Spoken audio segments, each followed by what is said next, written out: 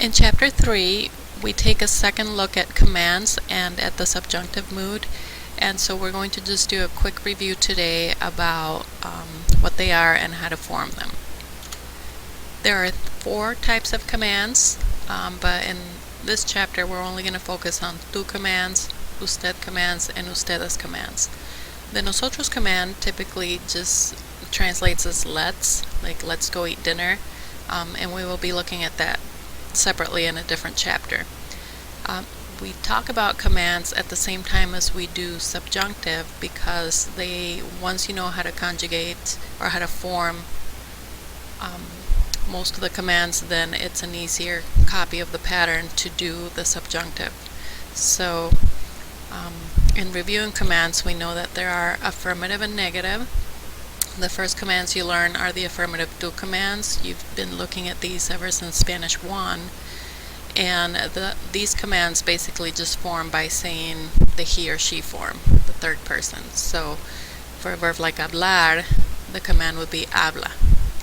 For comer, the command is come. So it's, él come, ella come would be he eats, she eats.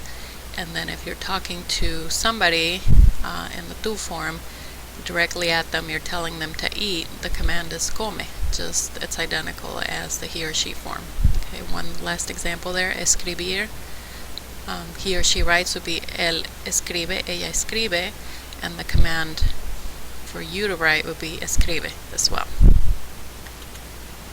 There are some irregulars and everything in Spanish, and so this is a list of irregular commands for affirmative do. So for decir, you say di, hacer haz, ir ve, etc. Negative commands are a little more complicated because you always have to think of the yo form first. All of the negative commands are going to use the stem of the present tense yo. And so anything that's affected by that, when you change the present tense yo for whatever reason, if it's stem changing or if it's irregular in any way, that also will apply to the negative do commands. Another thing that's different with the negative do commands is that for AR verbs, you're going to be using ES. For ER and IR verbs, you're going to be using AS. So your endings are opposite vowels here. Here's just a quick reminder of how things might change if you have a stem changing verb. The yo form, for example, with pensar, the yo form is pienso, so you will have the stem change E to IE, and then you're going to drop the O. Okay, up here it reminds you verb in the yo form minus the O, plus either ES or AS. So because pensar is an AR verb, your ending will now be ES, no pienses. Here's another reminder of some spell changes that happen with CAR, GAR, and ZAR verbs, just to maintain the right sound, because if you don't spell change, for example, sacar, it'll be nos haces instead of nos saques. And then finally, right here in this box, the yellow box, you will have irregulars. Okay, so anything that is irregular would be mainly those verbs that break the stem if you drop the O. For example, dar, the yo form is doy. If you drop the O, it leaves you with D space Y. So that is why that's an irregular. You can't just drop the O and add an ending. So for dar, it's going to be no des, estar no estés, ir is no vayas, and then ser is no seas. Once you know how to conjugate the negative do's, then the usted and the ustedes commands are going to be fairly easy, because basically it's just the same thing with a slightly different ending. So where the negative do commands ended with ES, the usted commands, you're going to drop the S basically. So it ends with E or A.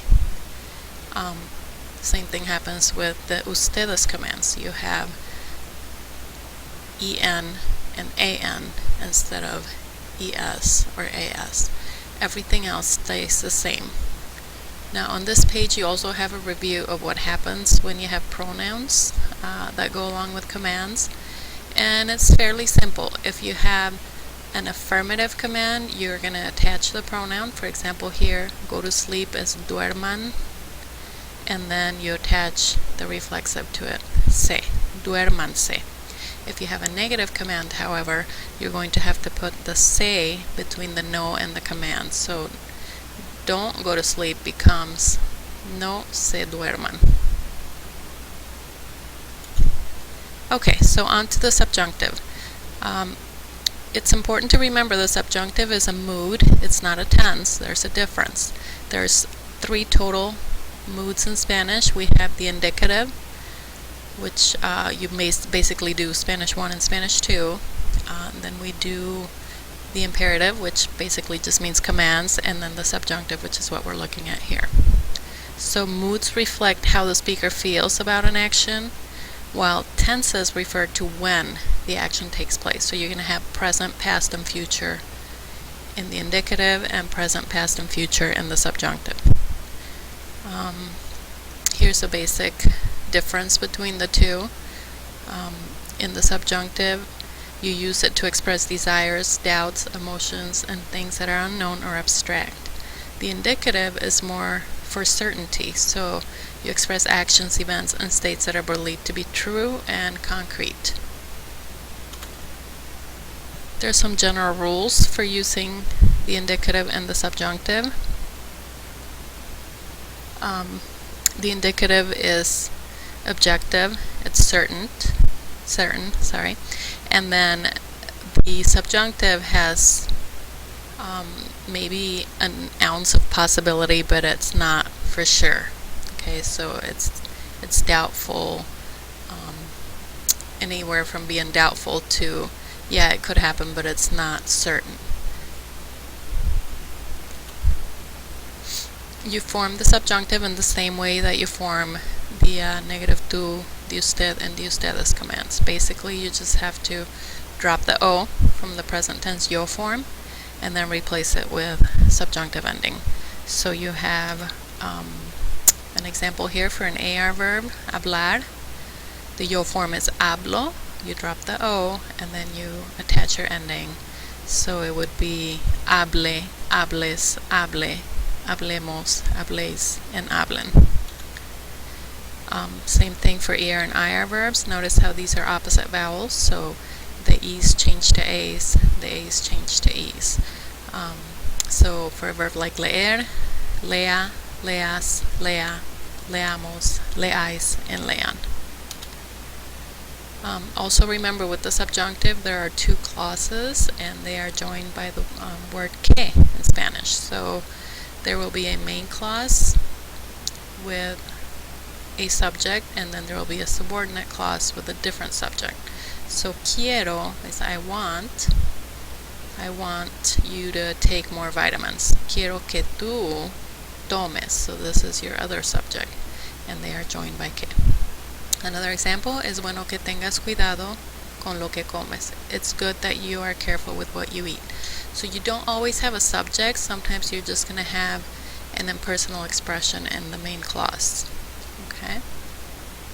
But that is it in a nutshell, and now you get to practice with these.